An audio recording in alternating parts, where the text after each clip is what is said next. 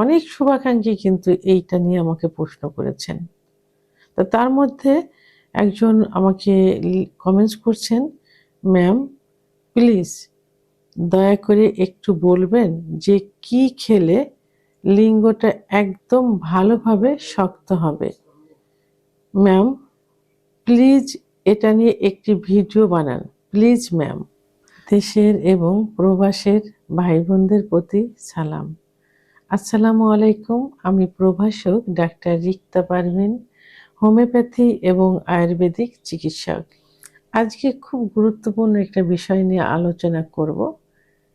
যে কমেন্টসটা কিছুদিন হলো খুব বেশি আসছে, খুবই বেশি, শুধু ফোনের মাধ্যমে না, অনেকে সরাসরি চেম্বারে এসেও বলে, অর্থাৎ বিষয়টি নিয়ে বারবার আমাকে রিকোয়েস্ট করছেন একটা ভিডিও তৈরি করার জন্য। এটা শুধু একজন শুভাকাঙ্ক্ষী করেননি, অনেক কমেন্টস, অনেক চিকিৎসার জন্য ফোন এবং সরাসরি চেম্বারে এসেও তাদের মুখে তাদের ভাষা একটাই, কিভাবে লিঙ্গ শক্ত করব। বিষয়টা এমন মনে হয় যে লিঙ্গটা ইচ্ছা করে হয়তো নরম হয়ে গেছে, অথবা কেউ নরম করে দিছে, যে সেটা এখন শক্ত করে দিতে হবে। আসলে বিষয়টা অনেকেরই জানা থাকে না, অনেকেরই। তো এই জন্য হয়তো এইভাবে কমেন্টসটা করে। তা আমি ভাবলাম যে এটা এমনভাবে তাদেরকে বুঝিয়ে দেওয়া হবে, অন্তত যারা ভিডিওটা দেখবেন তারা বুঝতে পারবেন যে লিঙ্গ এমনিতেই নরম হয় না। নরম হওয়ার পিছনে বিভিন্ন কারণ রয়েছে। যেমন আহ, আহ, লিঙ্গ, বিশেষ লিঙ্গ যেটা নিয়ে কথা সেটা হলো যে লিঙ্গটার ভিতরে কিন্তু কোনো হাড় নেই বা কোনো বোন নেই, আছে শুধু মাংস এবং রক্তনালী। এই রক্তনালীর ভিতর দিয়ে যত রক্ত চলাচল করবে বা যত রক্ত সঞ্চালিত হবে, তত লিঙ্গ বড় হবে, মোটা হবে এবং শক্ত হবে।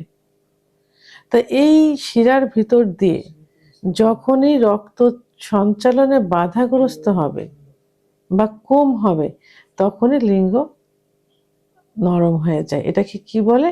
ইংরেজিতে ইরেকটাল ডিসফাংশন, বাংলায় উত্থানজনিত সমস্যা, এবং সবার মুখে শক্ত না হওয়া ইত্যাদিভাবে প্রকাশ পায়।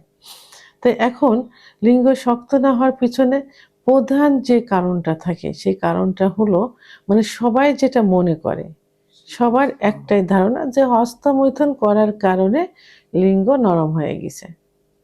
এটা আসলে যুক্তিসঙ্গত, কারণ হস্তমৈথুন করার কারণে এবং এই হস্তমৈথুনটা যখন দীর্ঘদিন করা হয় এবং যখন নেশায় পরিণত হয়ে যায়, তখন লিঙ্গের মধ্যে যে শিরাগুলো থাকে, এই শিরাগুলো প্রসারিত থাকে না, আস্তে আস্তে সংকুচিত হয়ে যায় বা চিকন হয়ে যায়। এবং বিছানায় ঘর্ষণ দিয়ে বীর্যপাত করলে লিঙ্গের গোড়ায় যে অসংখ্য শিরা থাকে, শিরাগুলো অনেক সময় লুজ হয়ে যায়, অনেক সময় চিড়ে যায়। আবার সমকামিতা করলে অতিরিক্ত স্বপ্নদোষ হলে, অতিরিক্ত যৌন মিলন হলে এই শিরাগুলো সংকুচিত হয়ে যায়, তখন রক্ত চলাচলে বাধাগ্রস্ত হয়, যে কারণে লিঙ্গ শক্ত থাকে না, অর্থাৎ নরম হয়ে যায়, অর্থাৎ উত্থানজনিত সমস্যায় পরিণত হয়। এবং এটা লোকের কথায় এবং সবারই এইগুলো জানা, কিন্তু এর বাইরেও সমস্যা রয়েছে। সে সমস্যাগুলো হলো সাইকোলজিক্যাল যে সমস্যা, মানসিক কিছু সমস্যা থাকে, একটা ভ্রান্ত একটা ধারণা নিয়ে থাকে। এই ধারণা থেকে বেরিয়ে আসতে হবে। এই সাইকোলজিক্যাল প্রবলেমের কারণেও কিন্তু উত্থানজনিত সমস্যা হয়। এবং আম, অনেকে যে স্ট্রোক করে বেডে থাকে, অনেকে স্ট্রোক সেরে যায়। তো এই স্ট্রোকের কারণে বা কোমরে যদি কোনো সমস্যা থাকে, তাহলেও কিন্তু লিঙ্গ শক্ত হয় না বা উত্থানজনিত সমস্যায় পরিণত হয়, অর্থাৎ ইরেকটাল ডিসফাংশন। তা আমি বারবার শক্ত না হওয়া বলছি এই কারণেই যে সবার মুখের ভাষা একটাই, সে শক্ত কেন হয় না। আবার অনেকের সময় দেখা যায় যে নিউরোলজিক্যাল কিছু প্রবলেম থাকে, সেই কারণেও কিন্তু উত্থানজনিত সমস্যা হয়ে যায়। আবার আন্ডারস্ট্যান্ডিং এর অভাব থাকে, অর্থাৎ স্বামী স্ত্রী পার্টনারের মাঝে অনেক সময় ভালোবাসার সম্পর্কটা খুব কমে যায়, আন্ডারস্ট্যান্ডিং সঠিকভাবে হয় না। ভালোবাসার বহিঃপ্রকাশ কিন্তু যৌন মিলন। সেই ভালোবাসাটা যখন ক্ষীণ হয়ে যায় এবং মজবুত থাকে না, তখন কিন্তু যৌন মিলনে সুখ আসে না, ইচ্ছা হয় না। ইচ্ছা যদি না হয় তাহলে উত্থান কি করে হবে? তাহলে মিসআন্ডারস্ট্যান্ডিংও কিন্তু আম আ শক্ত না হওয়ার পিছনে বা উত্থানজনিত সমস্যার প্রধান আরেকটা কারণ। আরেকটা কারণ হলো যে লিঙ্গের ভিতরে যে শিরাগুলো থাকে, এই শিরাগুলো অনেক সময় চর্বি জমে। চর্বি জমার কারণে ব্লাড সার্কুলেশন বাধাগ্রস্ত হয়। তখন উত্থানজনিত সমস্যা হয়। আরেকটা হলো যে পর্যাপ্ত পরিমাণে স্নায়ু উত্তেজনা যদি না হয়, পর্যাপ্ত পরিমাণে স্নায়বিক উত্তেজনা যদি না আসে, ইচ্ছা যদি না হয়, তাহলে লিঙ্গ শক্ত হবে কি করে? কোনরকম ইচ্ছা হলে তো আর প্রবল আকারে শক্ত হবে না। তাহলে স্নায়বিক উত্তেজনা আ জন্য চিকিৎসার প্রয়োজন। তো এখন যে কারণগুলো বললাম, এই কারণগুলোর জন্য কি করতে হবে? অবশ্যই একজন অভিজ্ঞ সম্পন্ন ডাক্তারের শরণাপন্ন হতে হবে। ডাক্তার কিছু পরীক্ষা-নিরীক্ষা দিবেন। পরীক্ষা-নিরীক্ষার মাধ্যমে সঠিক রোগ নির্ণয় করতে হবে যে কেন এটা শক্ত হচ্ছে না? উত্থানজনিত সমস্যা কেন হচ্ছে? নির্ণয় করে ওষুধ নির্বাচন করলে ইনশাআল্লাহ সেটা ঠিক হয়ে যাবে। অনেকে উম আ অন টাইম ট্যাবলেট খাচ্ছে।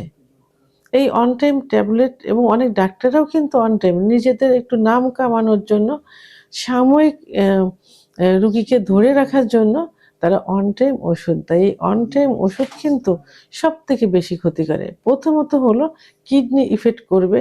দ্বিতীয়ত হলো একটা সময় অন টাইমে কাজ করবে না। তৃতীয়ত একটা সময় কোনো চিকিৎসাতেও কাজ হবে না। সেহেতু এমন একজন ডাক্তারের কাছে যেতে হবে, একজন অভিজ্ঞ সম্পন্ন রেজিস্টারকৃত ডাক্তারের কাছে যেতে হবে। পরীক্ষার মাধ্যমে সঠিক রোগ নির্ণয় করে চিকিৎসা দিতে হবে। যদি কোনো রোগ ধরা না পড়ে, সেক্ষেত্রে অনেক সময় অনেক থেরাপি আছে, ফিজিওথেরাপি আছে, সেগুলো অম নেওয়া যেতে পারে। আবার কিছু খাবার, অনেকে যেটা বলছে যে কি খাবার খেলে?